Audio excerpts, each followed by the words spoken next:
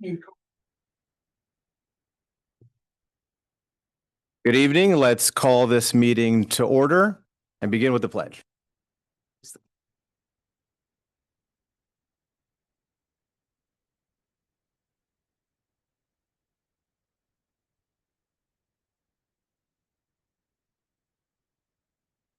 Trustee Fritchie.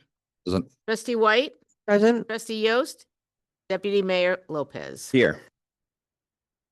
Public hearings in the matter. There's 4 public hearings this evening. The first one is public hearing in the matter of the Village of Ossining's 2026 budget. Do I have anyone in the audience that would like to speak on the budget? Okay. Is there anyone online? All right. If you're in the virtual world and you want to raise your virtual hand, please do. Do I have a motion to close the public hearing on the Village of Ossining's 2026 budget? So moved. Second. All in favor? Aye. Aye. Proposed local law 2025 amending Chapter 92 Building Construction and Fire Prevention Code Administration and Enforcement. Is there anyone in the audience at public hearing? Is there anyone in our virtual world that wishes to speak on that public hearing? Seeing no one, do I have a motion to close the public hearing? So moved. All in favor? Aye. Thank you. Proposed local law 2025 amending Chapter 229 Streets and Sidewalks. All right, there is people that would like to speak on it. We're going to ask Sarah O'Shea is. Are you Sarah? You're Sarah? Oh, okay. I didn't know how you got on top there. Okay, how can we help you? Good evening, Board of Trustees. My name is Sarah O'Shea of the law firm of Gettinger, Waldinger, Monteleone, Gashu, and Hollis at 118 North Bedford Road. And I am here on behalf of our clients, 11 Piping Rock Drive, 11A Piping Rock Drive, and 11B Piping Rock Drive here in the village of Mount Kisco. Ossining. Sorry. Used to appearing in Mount Kisco. Try to stay out of my home village, I'll be honest. So I am here to ask that you not adopt the proposed amendment to section 229-77 for 3 reasons. First, the proposed amendment is outside the authority granted to this board by the village charter. Section C520 of the charter states, the Board of Trustees may require the owners or occupants of land fronting on sidewalks and footpaths within the village of Ossining to keep such sidewalks and footpaths and the gutters in front thereof clear of snow and ice. The adoption of the proposed amendment would expand the duties to maintain sidewalks and clear them of snow and ice, properties that do not front on sidewalks in the village. Accordingly, it is not within this board's authority to adopt this amendment. The amendment must either be rejected or revised consistent with the charter to only apply to properties that front on sidewalks here in the village. Second, the proposed amendment would result in an inequitable burden on the residents of the village.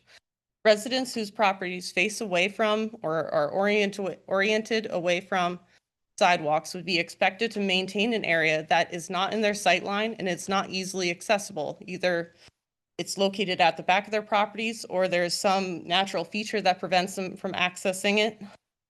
Furthermore, they receive no benefit from the sidewalk. If it is located behind their property, it is not the same as a sidewalk that's located on their in front of their property that they may easily use and use regularly, whether when dropping children off at the school bus or putting out the trash cans in the morning or otherwise. So there's no benefit to them from maintaining the sidewalk. To impose this duty on them would be unfair and unreasonable. Furthermore, when you consider that a property owner then not only has to clear their own sidewalk or driveway in front of their property, hope that the street that they're located on has been cleared, and then access this a sidewalk via a second street that may or not be cleared, it's not likely that they would be able to reasonably complete that task within the given timeline. Third, the proposed amendment would increase the personal injury claims and liability for residents who are not able to maintain a sidewalk that they do not front on. And it is not clear that insurance policies will cover a sidewalk that not only do they not face and not have a easy time maintaining, but are not even touching, let alone they are not touching, as well as not being able to maintain it. While we do understand that municipalities are able to impose some duty on adjacent abutting property owners to maintain sidewalks, the proposed amendment is vastly different and imposes a sweeping and unfounded expansion of that duty on residents who do not front on a sidewalk, do not derive any benefits from that sidewalk, may not have the ability to insure themselves against injuries that happen on that sidewalk, and that is inconsistent with the purposes of this charter. Accordingly, we strongly urge this board to either reject the proposed amendment or revise it to only apply to properties that front on sidewalks in the village. Thank you. Do you have an electronic copy of that you could send to me? We submitted a letter earlier today. Yes, okay, thank you very much. Okay, and Danya?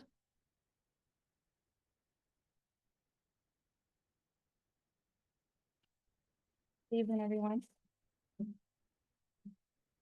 My name is Danya Pinnock. I'm one of the homeowners on Piping Rock Drive, and we are here to strongly, respectfully oppose redefining. Oh, sure. Better? Okay. So we're here to respectfully oppose the proposed amendment redefining a button to include properties merely near a sidewalk. Our property currently does not abut the sidewalk. There is a piece of land in between our houses and the sidewalk that we do not own. So it's very unfair that we should be the ones to maintain it if we don't own or control that piece of land. So this change is simply unfair and reasonable and sets a troubling precedent. If close enough or conveniently nearby becomes the new standard and responsibility becomes a random selection, homeowners will be left guessing what the village might redefine next. So it's a little bit concerning for us. I'm not usually an anxious person except for public speaking, but I honestly, when I think about monitoring, managing, and just thinking about any liabilities we may face for a property we cannot even see from our houses from any angle, we can't even access from our properties. It's very extremely nerve-wracking. So I guess my question is, if this sidewalk where we cannot, as I mentioned, from any angle of our houses, we cannot access from our properties, from our backyards, and it's behind us. It's behind us. If you really fully comprehend where this sidewalk is in relation to our properties and our homes, it's unreasonable for us to take on such a burden.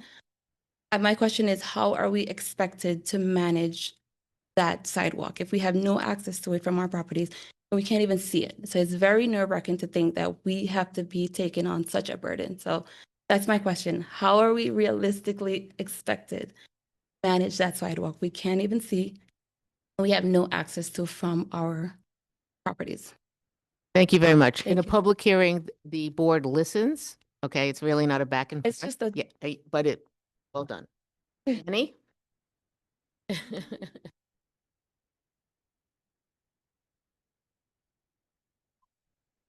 I'm Annie Gomez. I live at 11B Piping Rock Drive. Evening, board. I'm here tonight not only as a village resident, but as your neighbor. We are all in community with each other. I have run into you in coffee shops. Our children have had swim lessons together. We've been in meetings to make our parks more accessible for our residents.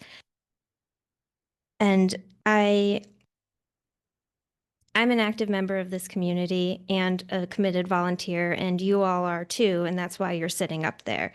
And as your neighbor, I'm asking that you oppose adopting the Streets and Sidewalks amendments tonight.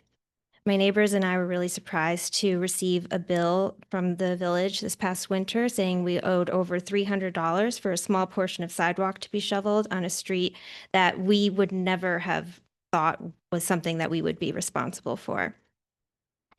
As you and everyone else is aware, Ossining is a very expensive place to live, property tax-wise. We live on Piping Rock Drive, so that goes up a hill, and the rear of our properties overlooks Route 9. But the majority of the land that we pay taxes on is rocks and trees. We do not have very much yard space at all. We make do for our kids, but we can't get down there. There is no trail. It's like wooded. So we can't that's why we can't access it from the rear of our properties. We would have to go up our private driveway, down the street, and around the corner. It's about a 6-minute walk in good weather, and in hazardous conditions, I don't know how longer. We are paying for services that we can't necessarily use, like leaf pickup. We don't have a way to realistically get the leaves up the private driveway to where the mailboxes are that the village would pick up. So we end up paying privately for that. We also pay privately for our little section to be plowed. And what you're asking us to do now is to be in charge of a sidewalk to which we have no direct access. I've already told you how much of a walk it is from our homes. The sidewalk is short. It goes from that edge of Piping Rock where the stop sign is to the Green Thumb Nursery. It's not really usable for anything. It doesn't go towards the village center, so there's really it doesn't go anywhere for us. And we're just asking that you not add on the cost monetarily or physically of maintaining a sidewalk that we can't use. Thank you. Thank you very much. Is there anyone else in the audience that would like to speak?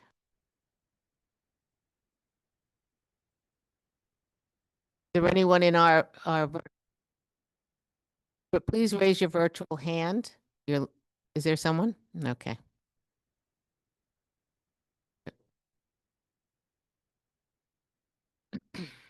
Hi, Alma. I'm going to bring you over to speak. You can unmute. Yes, can you hear me? Yes, thank you. Okay, good evening. My name is Alma Padilla, and as a concerned community member, I'm simply here to oppose the amendment. It just does not seem like a fair precedent to our neighbors and community members. And so I hope you will very much consider not adopting this amendment, or at the very least revising as advised by the previous speakers. Thank you for your time. What's her address? I just said she said she was a Ma'am, resident. could you just tell us your address, Elma? Yes, I don't live in the village. I live on Inningwood Road, 22 Inningwood Road.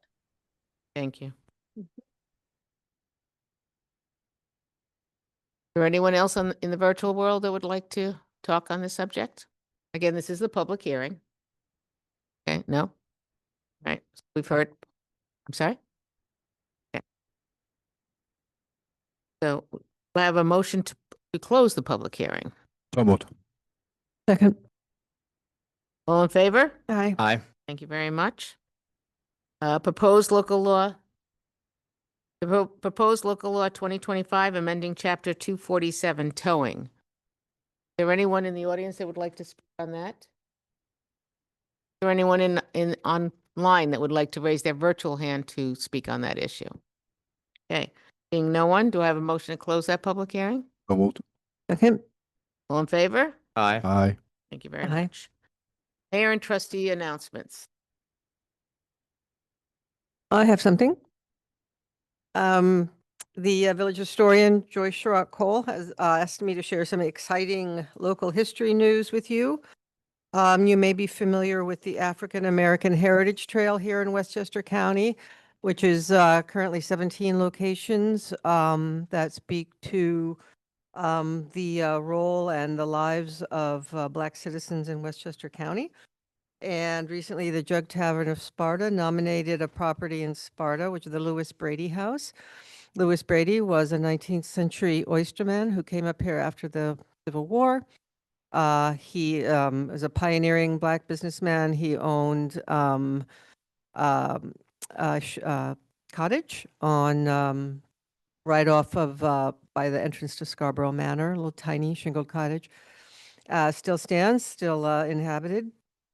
And that site has been accepted on the African American Heritage Trail. So it will join the Rising Sun Golf Club out in the town of Ossining as a second Ossining site on the trail. And as such, it will be included in the county map.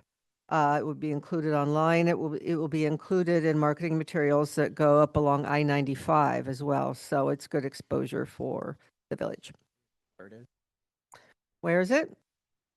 It's on, where Revolutionary and what's the street that goes across why am I blanking on it? Huh? Liberty. Yeah, thank you. Liberty Street. It's right as you go past the Jug Tavern, which is at the corner of Liberty and Rock. No, it's Rockledge. Revolutionary and Rockledge. Liberty is, and then it's, you can go left into the Scarborough Manor Apartments, the driveway, and there's a little guard gate cottage. It's the brown shingle cottage right next to that, and everybody probably passes it a million times a day. But now other people will know what's so important about it. That's great. Thank you. Gentlemen, announcements? Karen? Administrative reports, Village Manager Karen Dottori. Good evening, everybody. So we are very pleased to open the public hearing for the 2026 budget tonight. And while the budget is under constant review throughout the course of the year, planning really starts around August for the following year when the staff is asked to formulate their budgets, and which are then reviewed internally by the manager and the treasurer to draft the tentative budget, which was presented at the last legislative session to the Board of Trustees on November 6th.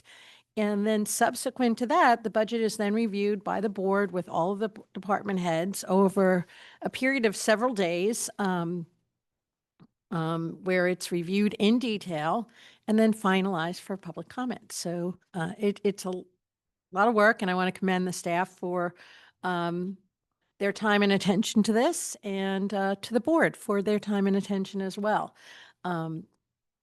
Also, Santa had a big announcement today. You may have noticed that a very beautiful tree arrived in Ossining, ready to be decked out for the season.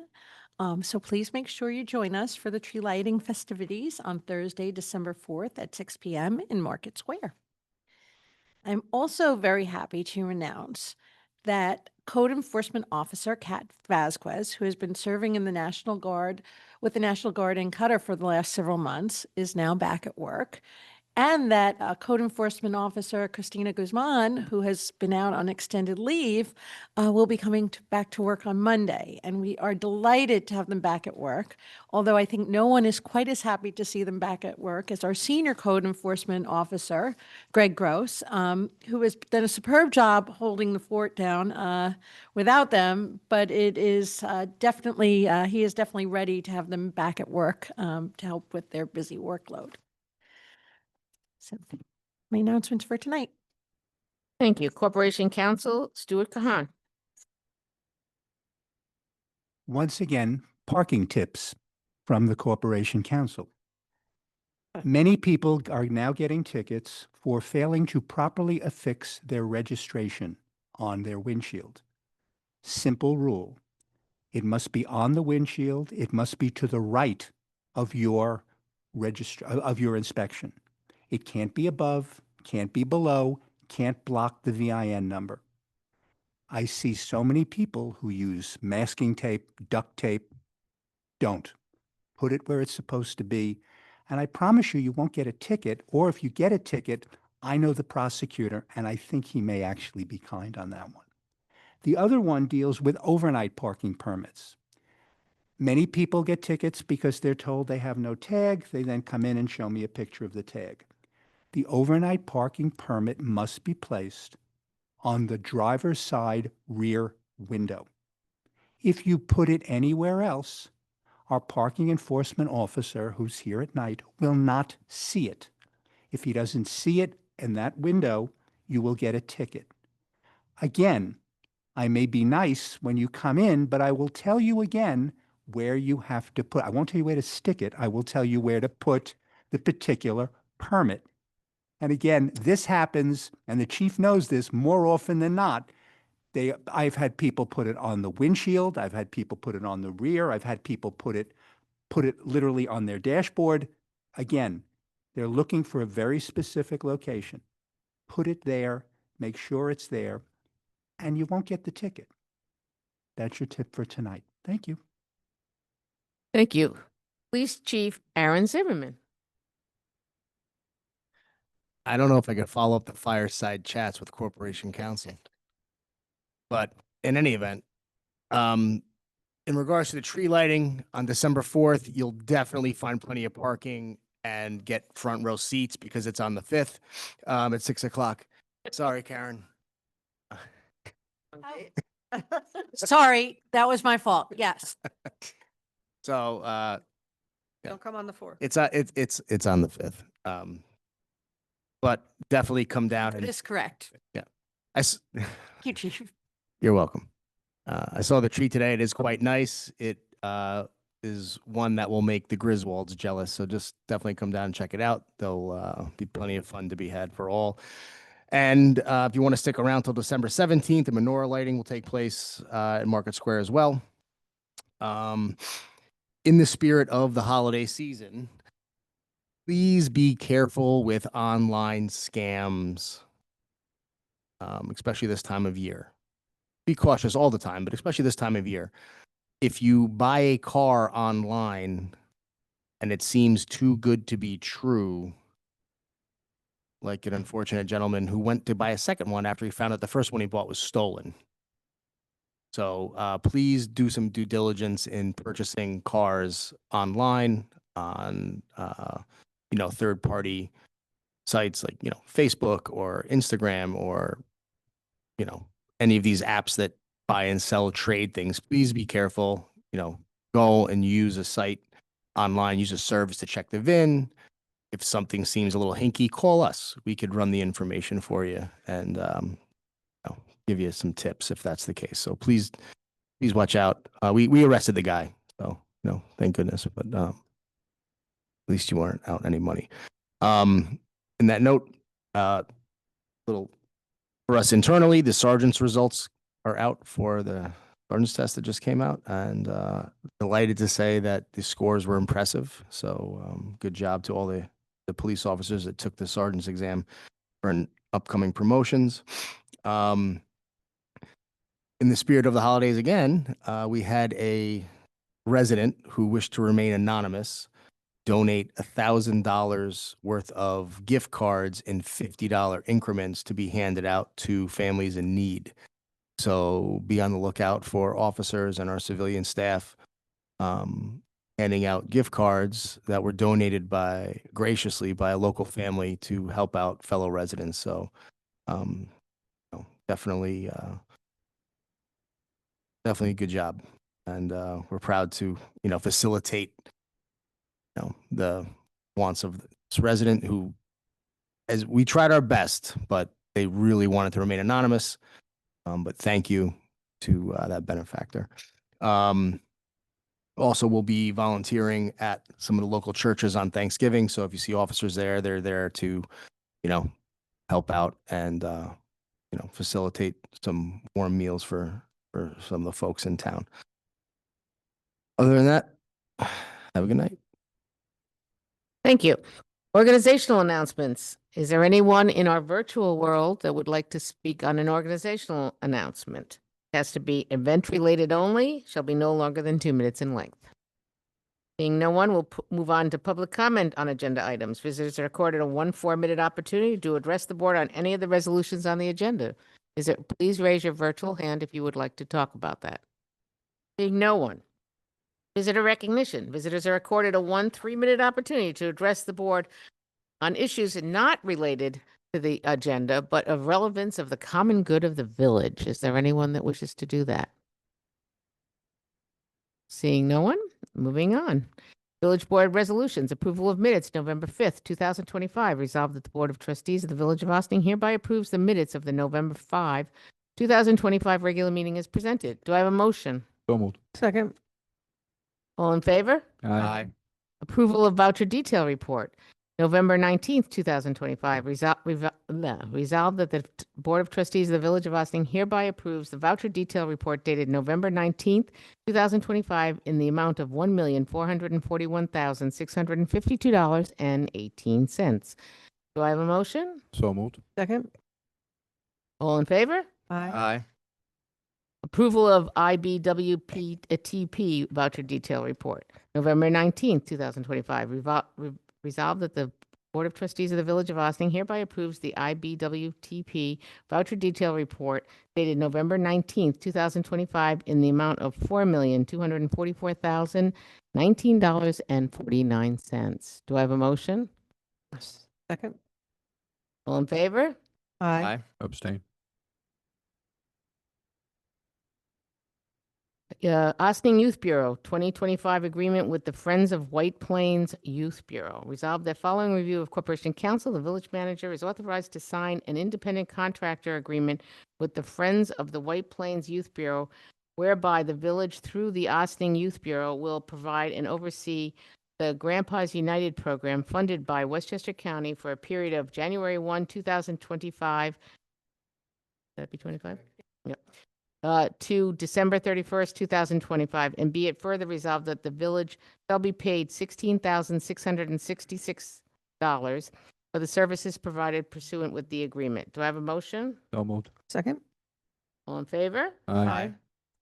Department of Public Works, rebid contract DPW 2504 Birdsall Fagan Police Court Facility roof replacement.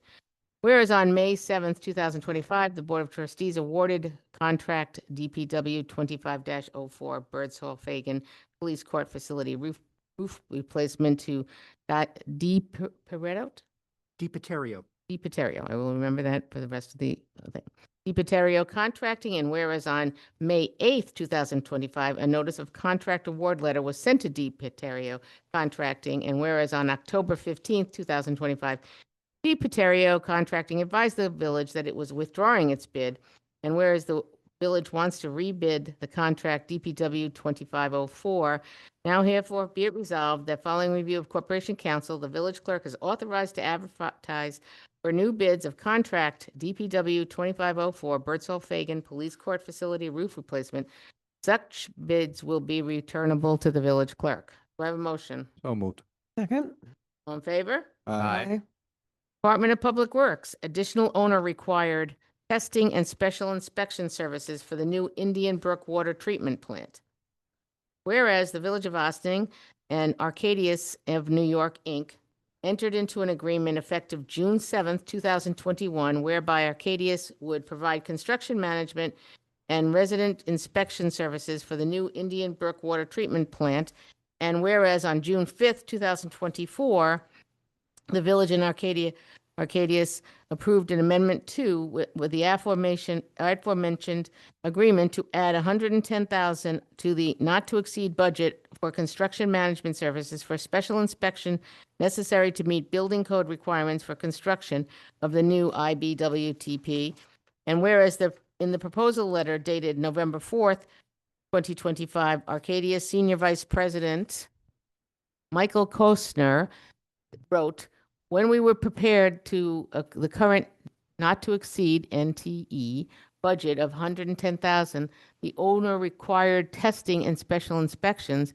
It was based on previous experience with treatment plant construction. However, it was noted that the actual cost would be dependent on the contractor schedule and productivity, and the budget would be revisited when we go closer to the construction completion. And whereas Arcadius advised that the testing and special inspection budget requires additional funding for tectonic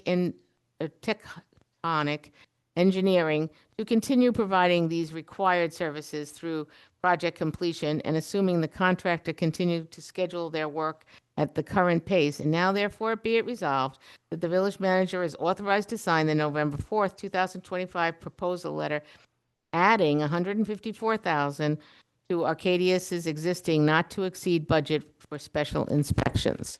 Do I have a motion? So moved. Second? On a question. Yep. So this is on top of the original, correct? Yes, and Trustee Fritchie, I know that we have Water Superintendent Teese here. If there are any questions with regard to that. Good Good evening, evening, Andy. board. Good evening, board. So this is still, it's an additional cost.